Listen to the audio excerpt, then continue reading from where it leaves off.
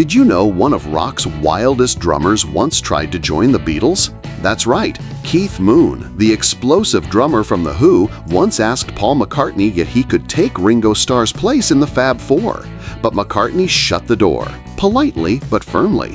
Why? Because in the eyes of the Beatles, there simply was no Beatles without Ringo. Moon's bold offer wasn't rooted in jealousy, but admiration.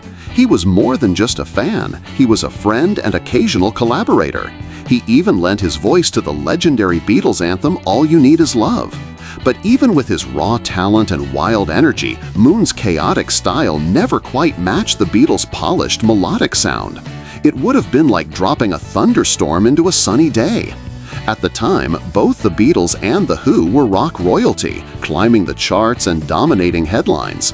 But while Beatlemania swept the world, The Who were battling something darker, internal conflict.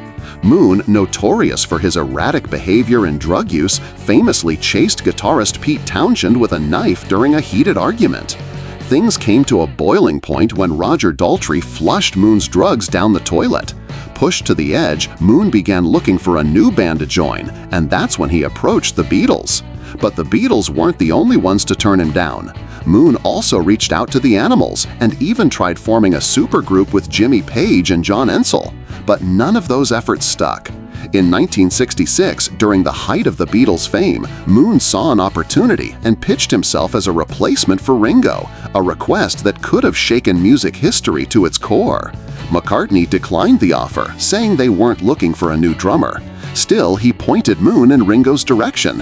Whether that conversation ever happened is lost to time.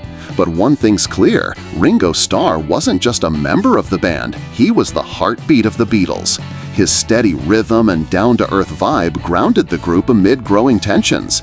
Even when he briefly left the band, he returned, reinforcing his irreplaceable role in the band's legacy. Despite the rejection, Moon and Starr remained incredibly close. Their friendship went beyond music. As Nancy Andrews, Ringo's former fiancée, once said, Ringo and Keith could say 2 or 3 words to each other and there would be an instant understanding. It was a bond only drummers could share, a rhythm between souls that no fame or rivalry could disrupt. Though Moon didn't land a spot in the Beatles, he returned to The Who and helped create some of their most iconic tracks like Baba O'Reilly and Won't Get Fooled Again. He remained their powerhouse drummer until his untimely death in 1978 from a drug overdose. The Who carried on in his honor, a tribute to a talent too wild to tame. Meanwhile, the Beatles would eventually break apart in 1970. Looking back, McCartney's decision to keep the band intact was the right call. Moon's style, chaotic and explosive, was the exact opposite of the Beatles' harmony and subtlety. It might have made headlines, but musically, the blend would have clashed. As legendary as both bands were, they were meant to run parallel, not merge. And maybe that's why their stories still captivate us today. So here's the question for you. What would have happened if Keith Moon had joined the Beatles?